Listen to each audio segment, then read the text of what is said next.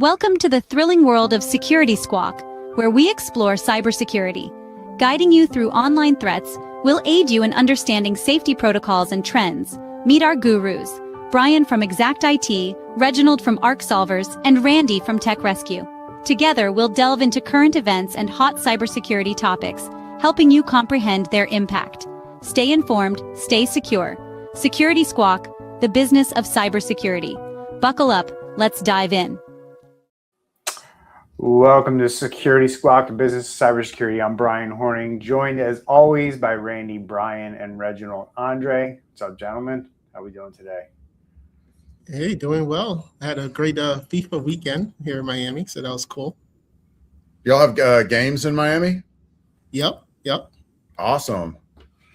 Yeah, every week, guys, we're taking a look at these cybersecurity stories that are making the headlines, and we're going to help translate them into what it actually means for you, and if you're a business owner, especially you. So we got a big one today. I'm going to open with a story that could change how every executive looks at AI and the tools that they're using and buying today. Then we're going to look at engineers from a frontier AI. Oh, wait, no, we're not. That's the same story. I'm reading it wrong. So what happened here, guys, is we're going to get into the story where engineers from an AI company embedded themselves inside the NSA, and what that tells us about where cybersecurity and AI regulations are headed. And then, Randy, you got a story that's going to walk us through a Texas government breach that put 3 million driver's license and passport numbers in the wrong hands. And Andre, you're going to close this out with a live ongoing attack against tens of thousands of Fortinet firewalls, and one that you need to act on this week if you run Fortinet gear. So 3 stories, guys, 1 thread you'll see by the end. Let's start with the NSA using Claude Mythos for offensive cyber operations. It sounds like that's why that tool got taken off the market for everybody to use. So think about this. A private AI company puts its own people inside the NSA to help them run the model designed to help with cybersecurity, right? That's this Mythos or Mythos, however you want to say it. Goal of this thing is to find vulnerabilities. I haven't personally used it, but from what I understand, it can also exploit those vulnerabilities.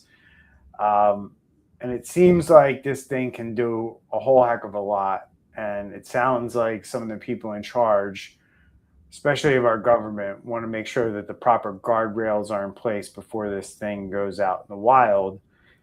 And they really want to restrict access to who has access to it. I think that's going to be a massive challenge if you're going to offer this outside the government, guys. So,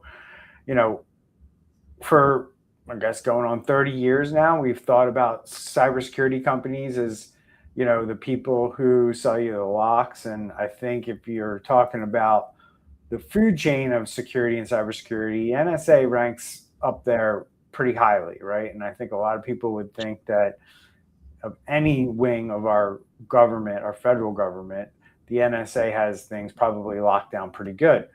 And that's what happened in the last couple of weeks here when the government invited Anthropic to come in with their Mythos tool. And basically they were able to put this tool in front of all their classified systems that are secured. And it only took hours for this tool to break into most of their secured access environments.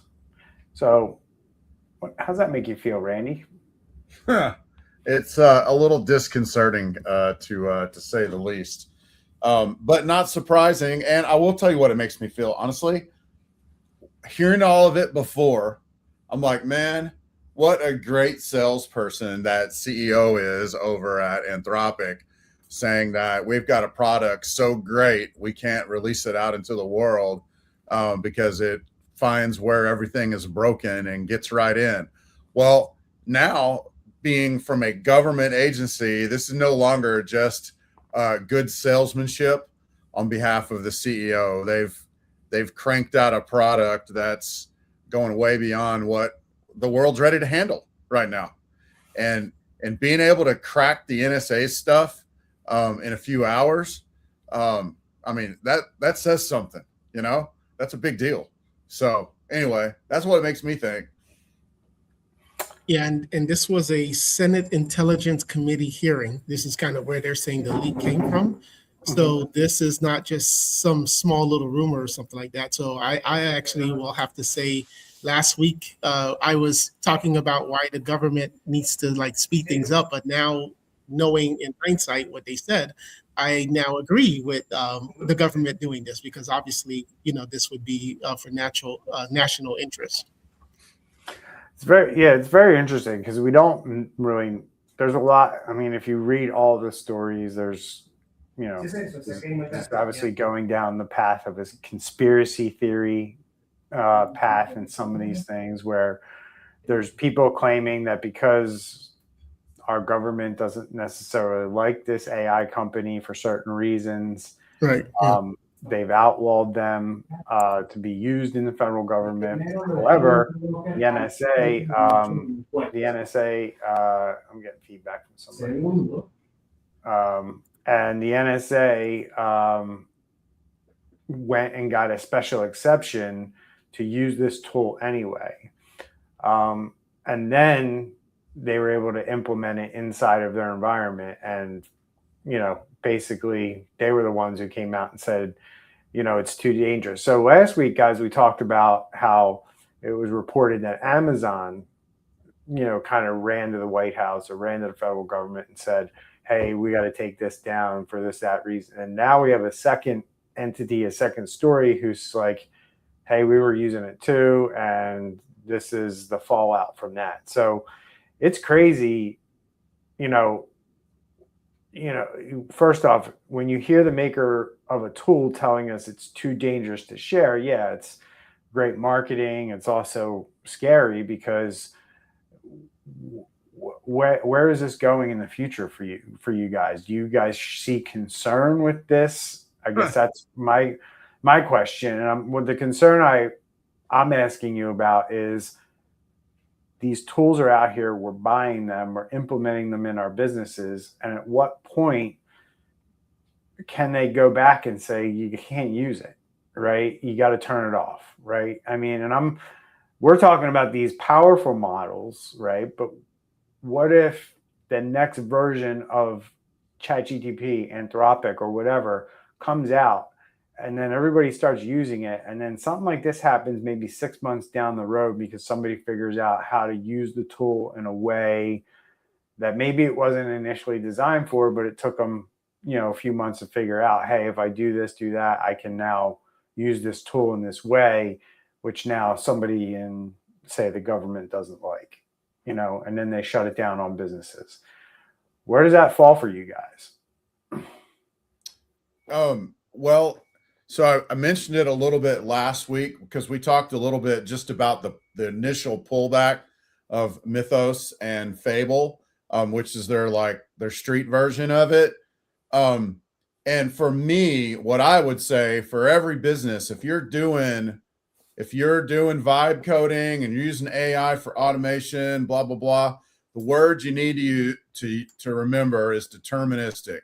And you want to use it to write scripts to run everything where it doesn't require AI. Do that as much as possible, because you're right, Bryan, like even in the 3 days that Fable was out, the word on the street was it was doing things that the previous version would poop the bed on, you know, but it was doing things, complex things that take a long time, that require multiple stages, blah, blah, blah, all the things we've been kind of complaining about.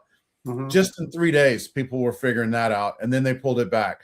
That is right. A very, very, very real reality that you could come to rely on a specific AI or even AI in general, and then it gets pulled back for some reason like this. Yeah. Bottom line is, when you're using it, use it as much as you can to write scripts that don't require AI down the road. And so when it does get pulled back, because that's pretty scary thinking, man. You connect everything instead of writing scripts to automate your company. You connect everything to Fable or whatever, and it's all working like a champ. And then it gets pulled back because, somebody jailbroke it or whatever. So great question. So real quick, I'll follow up on that because I like how you were kind of laying that out. What do you mean when you say, just try to go layman's, when you say like don't build your scripts or build your code so it doesn't rely on AI? What should the company be doing there? Right. So that's why I said the word, which I learned from an AI programming just in the last like 2 months or month, but the word deterministic.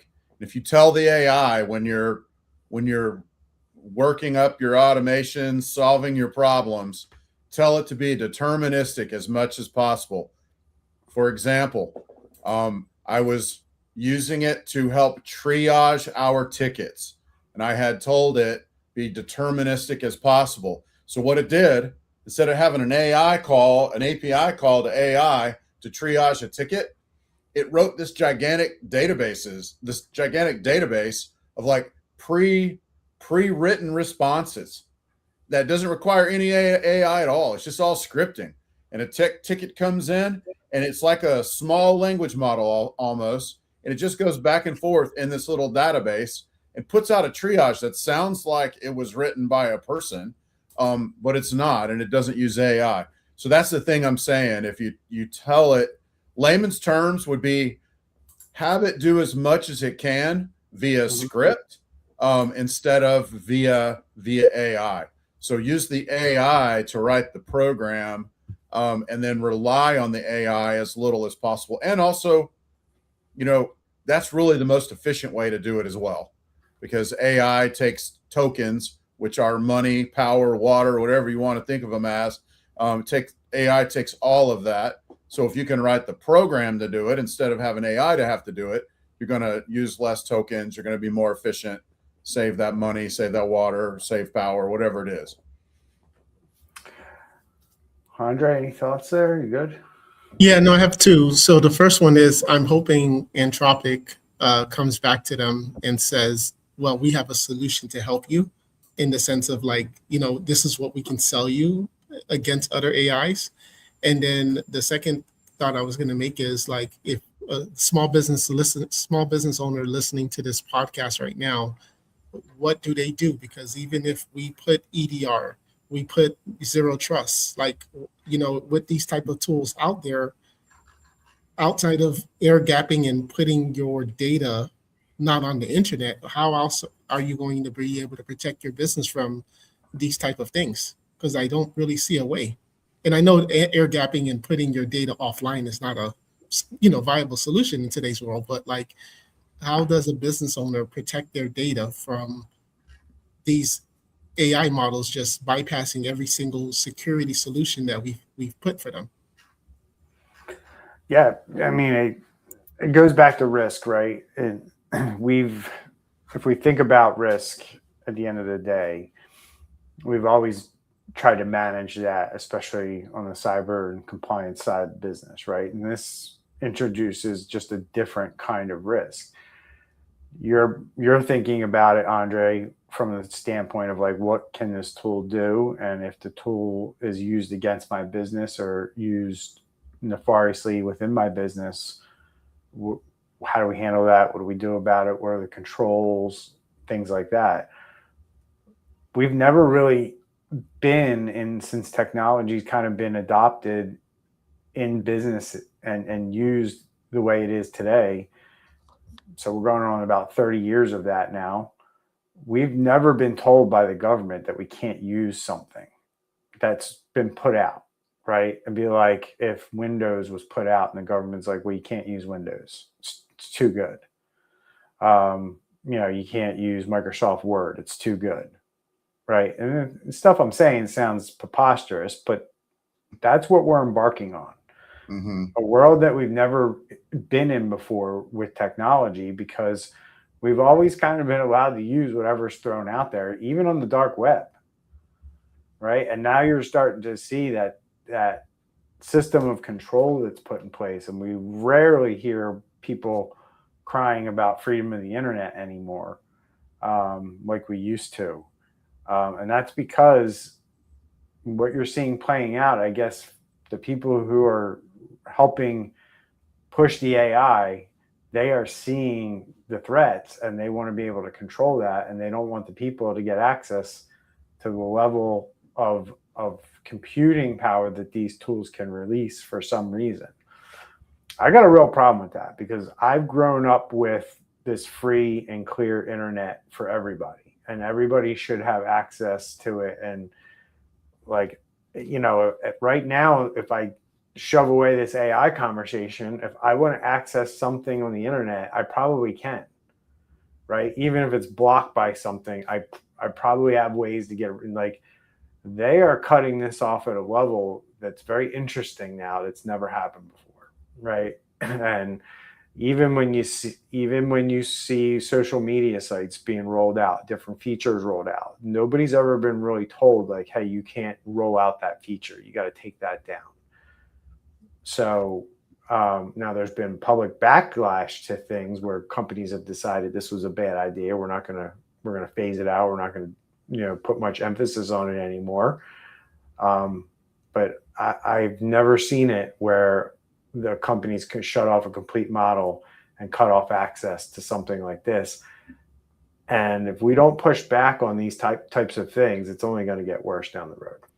In a capitalist market, you can't put the handcuffs on Anthropic, because then it's only a matter of time till China, Russia, whoever is able to develop it, and then now they're better than us, and now we're behind them. So right. Maybe you let the cards play, and now that we know that this tool is possible, someone needs to come up with a better solution for encryption, or whatever the thing is, and it may just be a little pain. I'm gonna get on my soapbox and end it here, right? Because this show has been going. We're what, 5.5 years now, Andre? Is that right? About right. And we've been saying since day one that businesses don't do enough around cybersecurity, and they haven't invested enough over the years. We've been saying it since the show started, week after week. We rarely, there's probably been maybe 24 weeks where we didn't say those words on this show. Like, businesses aren't doing enough, they're not investing enough. These tools are just exposing that, right? And unfortunately, this is like the big boogeyman. Everybody's scared of cybersecurity. The other thing that AI is going to expose, guys, and we've talked about this, yes, weak cybersecurity, but weak processes inside your business, weak structure inside your business. Yep. If you think that you can run your business from the seat of your pants in the world of AI, I got news for you. It's going to get exposed. We were already seeing it with companies who are trying to implement AI, and they don't have strong processes put in place. So I don't look at it any different. Right? If you're being exposed on the cybersecurity side, probably means you have weak processes there, but more than likely, you probably have weak processes in other parts of your business that AI is also going to expose, but nobody seems to be focusing in on that as far as shutting those things down. But that's happening right now. I wanted to respond to something Andre said, but also you're totally right, Bryan. Like, weak processes plus AI equals chaos. And so we engaged a company in May to help with this. And that was the first thing that came out in our first talk. And they're like, okay, guys, we're going to go and get our processes nailed down before we even talk about bringing AI into the mess. But Andre, we always talk about on our show also that cybersecurity is a journey and not a destination. And what just happened with all of this is what is cybersecurity is now changing, because now people are bringing AI into the mix. And what does that look like? What does that create? What risk does that open up? What's that AI agent doing while it's doing its thing? What's that CEO doing who's behind that prompt in Claude code and all that jazz? It's totally changing the picture of what exactly entails cybersecurity for a business. Yep. And technology. I mean, I don't know where this is going to go, but this is going to get interesting. And I think a lot of businesses are going to be caught flat-footed, playing catch up. Yep. I'm also seeing it, guys. Just before I move on, I mean, AI is helping with this third-party risk that we've been talking about. Like, I'm seeing it like crazy, where companies are using AI to evaluate people's responses to things like third-party security questionnaires. And then not only that, you're starting to see language get amped up, modified, more strict when these new contracts come out in terms of what they want to be able to access, what they want to be able to see, and what they want to be able to audit you on. So watch your contracts, because we're seeing some pretty broad language being used in terms of like, hey, if you have a problem, if you get hacked, we can come in and do our own kind of investigation on whatever we want. And like, you got to be aware that that language is written like that, and scale that down, right? Because if your business has multiple clients, right, I have no issue if you want to look at your data, of your information, but you're not going to look at my whole entire companies, including my other clients and things like that. That's where you got to watch with these questionnaires, and when they say they want to audit your network and look at things when if there's ever a problem between the two of you, right? And where does that come into play? We talk about this all the time in third-party breaches, right? Your business, it materially impacts the company that is asking you, what are you doing, right? So you're saying you're going to deliver a product or a service to them or at a certain amount by a certain date. If you can't deliver and it impacts their business and they decide to sue you, that's where these kinds of things kick in, and they start to want to know, like, what were you doing with your security that led you to get here? And if we determine there's gross negligence, then we're going to, come after you, essentially. And we see it all the time now. So companies are starting, especially the big ones, are really starting to protect themselves when it comes to these third-party breaches, guys. And your two stories are going to talk about kind of where those things come from and what they lead to. So, Randy, you got this story out of Texas where 3 million people who just wanted to go fishing ended up exposed. What's going on here in Texas? Right. Well, so turns out, okay, this is going to be a shocker. Turns out that the state of Texas is using a third party to help them sign up for their hunting and fishing licenses. And so basically it was the third party that got hacked, and a bunch of information, like the graphic said, did go out the door.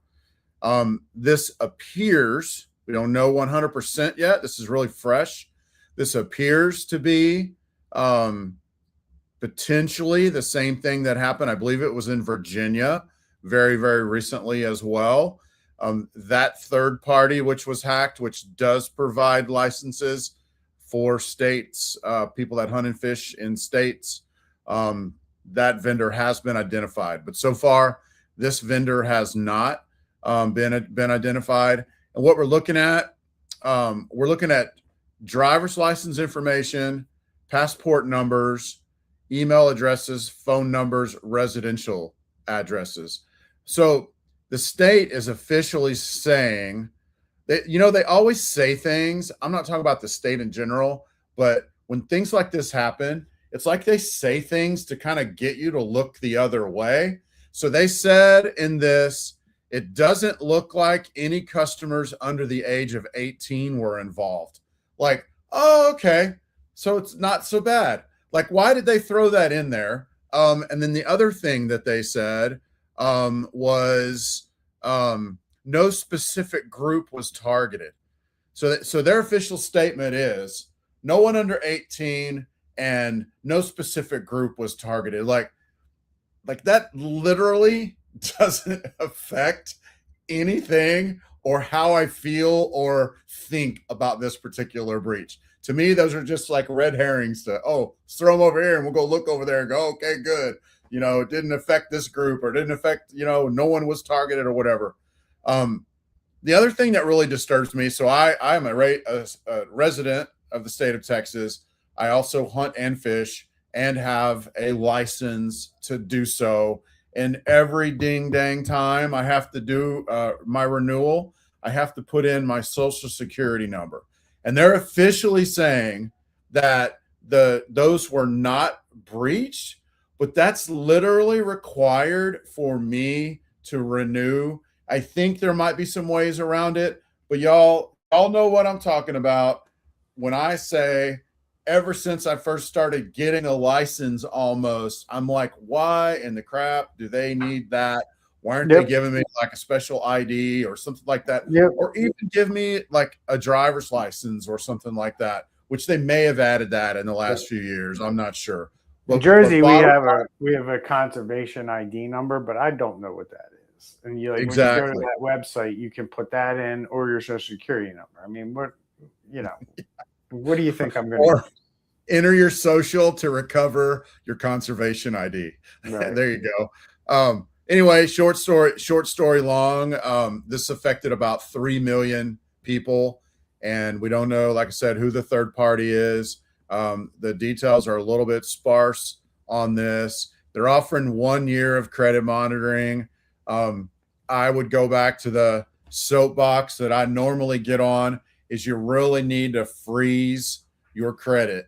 And the way you do that, there's 3 main credit report bureaus in the United States. If you just Google, how do I freeze my Experian or whatever, go to their website, they'll walk you through it. Like literally, if you try to open up a new account, it should block you until you go in and unfreeze it or whatever. That's really the thing to do. Like the credit monitoring is all fine and great, but that just means that your credit is wide open and anybody can open an account, and then you'll find out after the fact, and then you got to go in and shut everything down. It's a whole lot easier on the front end just to freeze everything. Just freeze it and stop it from happening in the first place. So what do y'all thought?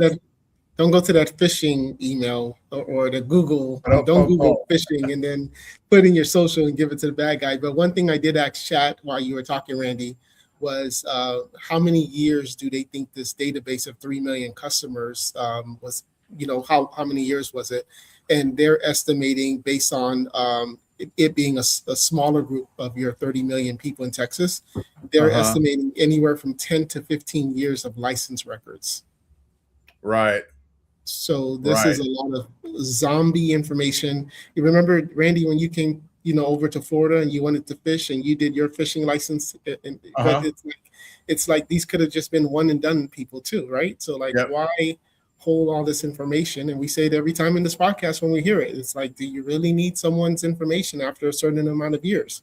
I'm sure there's even a statute of limitation that if you did do something illegal and they needed to see if you had a license or not, that it wouldn't matter after 7 years, for example, or whatever the case is. So this just goes back to how long do you hold data, purging, archiving, taking things offline. And apparently this was all clear text as well. The fact that, they were able to just gather this information without having to, say it was encrypted or something, because that would have been the nice thing. Like, they got the data, but don't worry, it's encrypted. Now, of course, we know what we talked about in the last article about AI, but nevertheless, at least it would have been encrypted. So in this case, this third party, and why aren't they naming the third party? Like Texas is getting the brunt of this, but if I was Texas, I would have been like, we're using these guys, and all these other states, you make sure you don't use these guys either, because they just screwed our residents, our citizens. Yeah, it may not. Maybe they don't know for sure at this point. I'm not sure why. I wasn't seeing any information about that. Although, like I said, this happened, I think, in Virginia already, and the vendor was released in that. But we don't know for sure if this is the same vendor. So right. What I mean though is like, is it only like if it's the vendor, did the bad guys only get into the Texas database? Or like you would think it's most of the states, or so. Right. I'm pretty sure most of these states are using pretty close to the same company. I wouldn't be surprised. Right. This is one of those things where, like, Yeah, Texas might be the first one to know, or somebody in Texas reported something weird. Who knows? And now other states are going to follow suit, right? And their DPs will start announcing things as well. So, we'll keep you updated as this thing kind of moves along. But Randy, one thing you pointed out is kind of like the look over here type of thing. And your comment when you said no social security numbers are taken, I kind of thought the same thing there too, because it's like, that's great, but driver's licenses, passports, home addresses, that's already enough of an identity theft kit that a criminal needs to do something to you. So, don't take any solace in the fact when they say no social security numbers were taken, right? Randy questions it. I agree. But also from the standpoint of they already have enough information, and right. And I'm sure your social security numbers out there where they could cross-reference it with another hack and have a pretty good shot at getting it anyway. Yeah, I mentioned about 2 months ago, one of our customers received looked like an official notice via text with their driver's license number. And it was basically saying you owed X amount of dollars, for a toll fee that you didn't pay. And they were wanting like $14,000. And then they got a little suspicious and called me. But bottom line is that it can be totally used for stuff like that. Now they have your driver's license number. Now they can use AI to send you a really good looking, what looks like an official notification that you owe some fine. And depending on their sophistication, they might try to get $14,000 from you, or maybe they get $200 from you, but bottom line is, you're right. It's just because it's not social, that doesn't mean that it's not a big deal, getting passport information and driver's license information, along with your email address, your phone number, and your residential address. So, buckle up, be prepared, brace yourself. You're going to get some pretty real looking targeted phishing things here soon from that. Yep. Things that look, text messages, emails, things that look like they're coming from, Texas phishing, whatever, if it has Texas and phishing in it, be careful. Hunting as well, right? So, all right. Andre's story is going to bring us this week is about the front door, I guess, in your own network. That's a good way to put it. If there's one device, I guess all of us here trust to keep the bad guys out, it's that little pesky firewall, right? And right now, this particular manufacturer, who seems to have lots of problems with their firewalls, has a problem with tens of thousands of them. And it's been reported that a lot of them, the locks have already been picked. So, Andre, this one's yours. Sounds urgent. What are we looking at here? Yeah, the locks are picked on both sides. So we have Fortinet, which is a firewall company. They are saying that about 75,000 devices across 194 countries. But how I was talking about the locks are picked on both sides is because what we're seeing is both the VPN logins and the firewall administrators, the administrator login. So typically when an administrator needs to make a change, he goes to a web portal, he puts in his username and his password, and he can make all the changes there. And that's a big deal because from there, the attackers can do a lot of things. They can create new VPN accounts, they can open up firewall ports, they can disable security settings, and they can create backdoors, monitor traffic, a whole lot of things because they're essentially the administrator. So, and then on the second side, we're seeing that on the VPN side, we're seeing that they also have the username and passwords. So if they can now have the VPN access, they can now log in as a legitimate employee and be able to access all the file share servers and applications. So this is a big problem for Fortinet, but Fortinet is saying, no, this is not us. This is the client that has some type of malware, some type of info stealer or something like that. They're reusing passwords. And this is how it's happening. It's not because our database, we don't store passwords. We don't have this. So this is some type of this is basically a situation where the client, for whatever reason, the end user, let's call it, their data is now been compromised, and therefore we're in this situation. So this could not only be Fortinet, this could be a lot of other devices, but they found these uncovered stolen credentials for 75,000 people. And interesting enough, what would fix all of this? Two-form factor authentication would have been able to fix that. Do we know how they got in? Was it just from using like leaked passwords, or is it some unknown vulnerability? No, Fortinet is saying it's not any vulnerability or breach. They're basically saying that the end user has some type of malware, info stealer. They're reusing the passwords, and all of this data was uncovered because I guess they found an Excel spreadsheet or something like that in the dark web. But basically the bad guys are using it. Yeah, I just found a website, hudsonrock.com/Fortinet, gives you a list of all the domains that are affected, which is pretty crazy.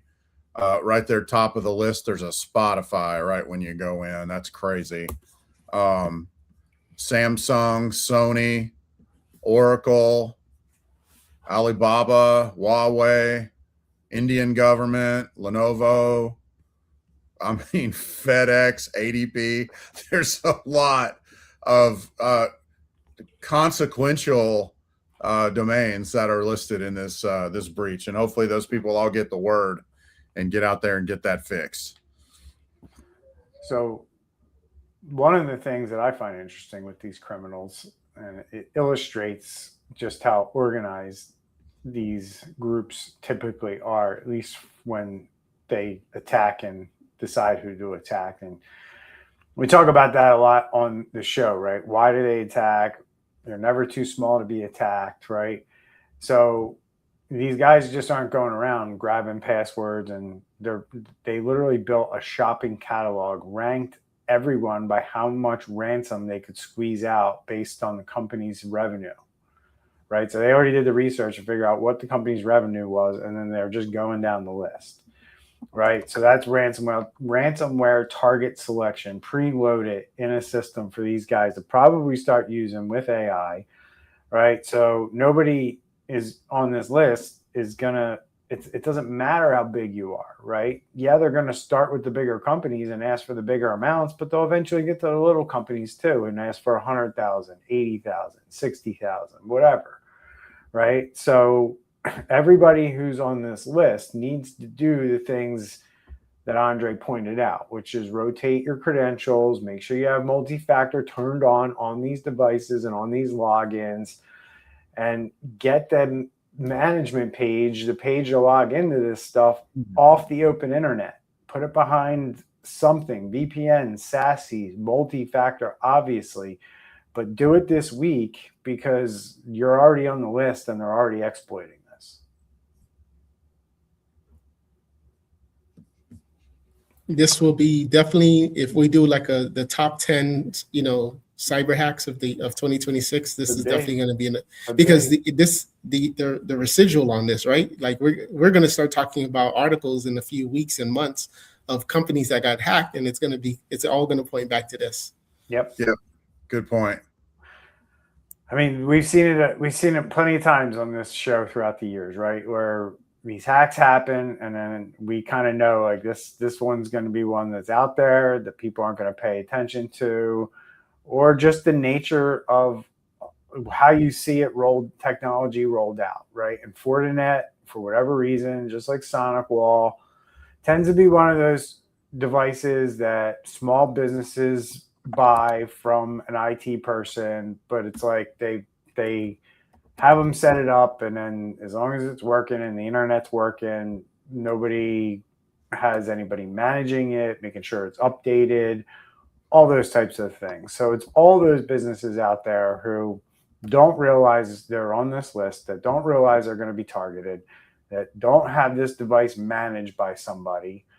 And they're going to find out one day that the importance of having somebody look after a device like their firewall around the clock when these criminals bust into their networks and probably steal all their data. That's how this is going to play out. Mm-hmm.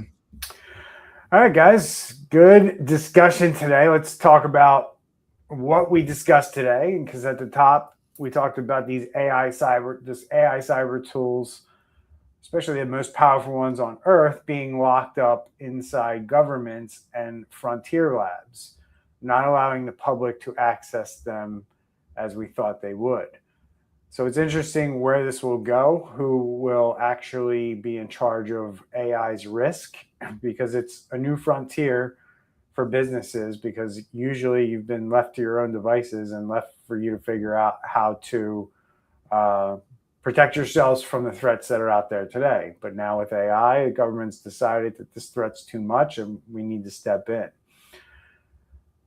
And then in the middle here, Randy brought us the attention of these simple systems like registering to be allowed to fish and hunt caused 3 million people to lose their most personal data, not because they did anything wrong, but because a vendor they never chose to trust had a problem.